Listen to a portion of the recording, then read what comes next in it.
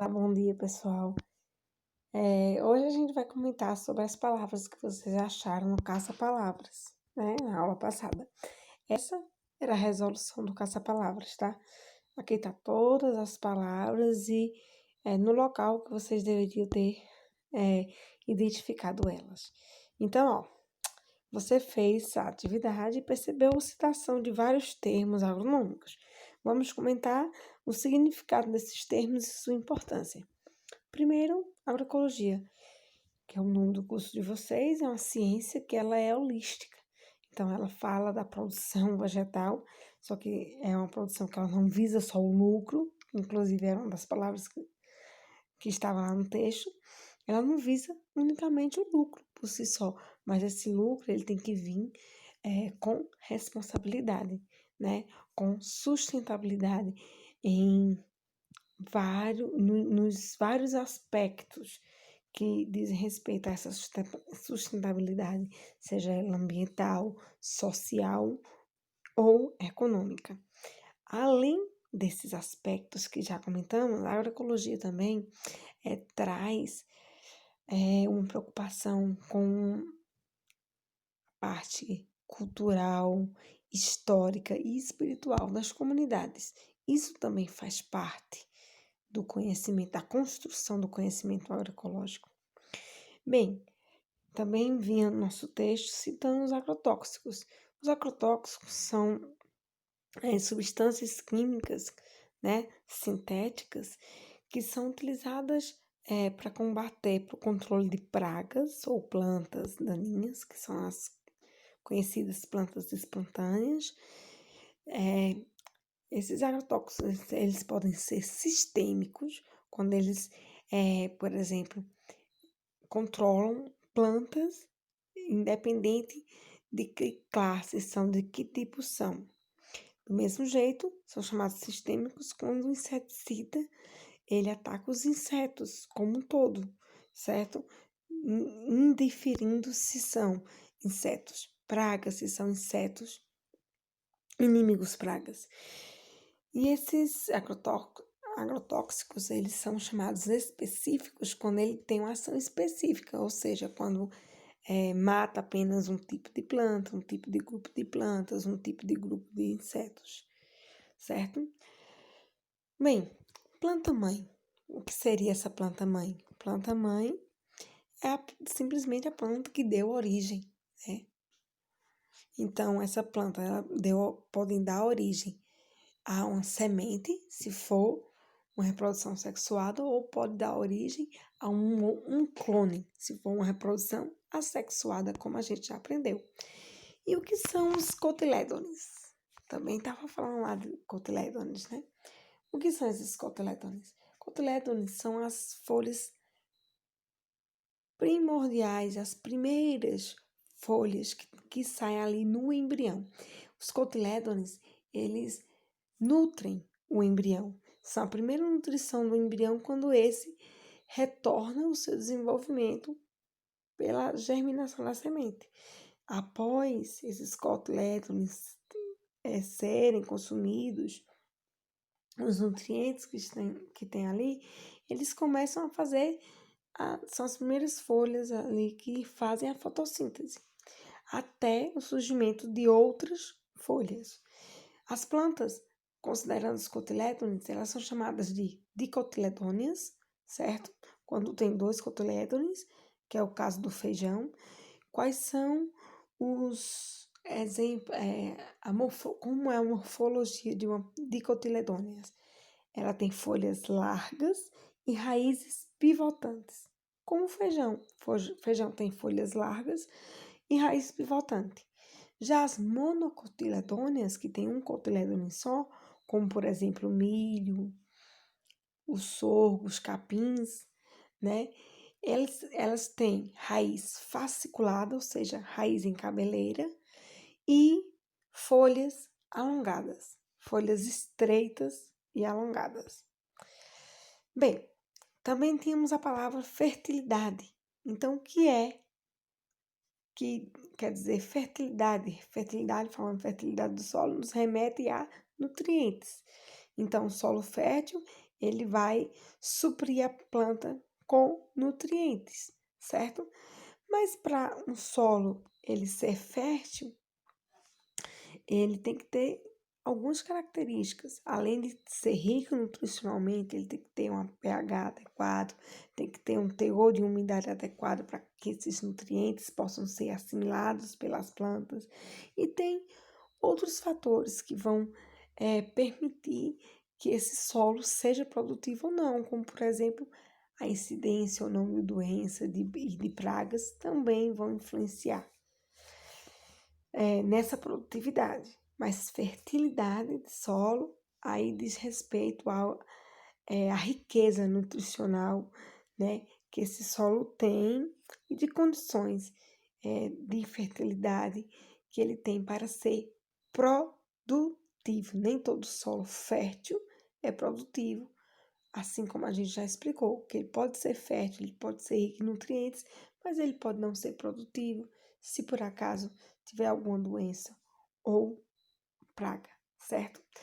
E aí também vem o termo pacamama. Pacamama ou não, né? Veio o termo pacamama e também o termo Gaia. Gente, Gaia era uma deusa grega, os gregos antigos, uma deusa que era a deusa da fertilidade. Mas por que esse nome Gaia estava citado no texto? Também tem uma teoria nova, não é antiga não, alguns anos apenas, que é a teoria de Gaia, que fala, Gaia seria se referindo ao planeta Terra, que ele seria um grande sistema vivo, e nós, como outros seres vivos, fazemos parte apenas desse sistema, desse grande sistema Terra, esse sistema vivo. Já Pachamama também é uma deusa que remete à fertilidade, só que é uma deusa dos povos andinos. É um nome, na verdade, né, que os povos andinos chamavam a Grande Mãe Terra. Então, aqui eu trouxe para vocês no texto 2 nomes que se referem a divindades, né, dos povos, né, os povos gregos na antiguidade e os povos andinos até hoje. Ela é tida e é referenciada pelos povos andinos e trazendo reverência ao planeta Terra, né? Ao nosso planeta. Então, além disso, pessoal, nós tínhamos no texto matéria orgânica. Matéria orgânica está diretamente ligada aos termos de fertilidade. Quanto mais matéria orgânica tiver um solo rico em matéria orgânica, esse solo vai ser fértil, porque esse solo vai ter nutrientes, vai ter disponibilidade de nutrientes, se essa matéria orgânica ela for mineralizada, né? E essa matéria orgânica ela também vai trazer cor aos solos. Os solos, quando tem muita matéria orgânica, eles são solos mais escuros, justamente por causa do carbono que tem na matéria orgânica, que faz parte da constituição da matéria orgânica. E aí nós tínhamos terra preta, exatamente ligada a esse sentido. E a terra preta, esse termo é muito utilizado para o solo onde existem comunidades tradicionais, como por exemplo, comunidades indígenas. Por quê? Porque esses povos tradicionalmente eles usam o pousio, ou seja, quando eles plantam em determinada área, eles deixam aquela área em pousio, depois de algumas safras, e vão para outras áreas e deixam aquela área descansar, ou seja, deixa que aconteça ali a reciclagem de nutrientes, que a fertilidade, né, ela retorne àquela área. Então, um outro termo que estava lá no texto é o termo vida. A palavra vida que está, né, ligada a todos os termos que a gente comentou até aqui. Direto ou indiretamente está ligado. Também tem um outro termo que eu esqueci de colocar aqui, comentar, que é o termo antropogênico, né? o termo que eu coloquei no texto, ele era exatamente antropizado aqui, ó, a palavra antropizado, falando, se não me engano, sobre o solo, um solo antropizado. O que seria isso? Seria um solo que recebeu influências humanas, influências antrópicas. Então, alguma coisa antropizada é que sofreu essas influências humanas. Essa influência do ser humano e de suas atividades. Então, pessoal, na próxima aula, né, nós iremos comentar sobre poda e raleio, tá certo?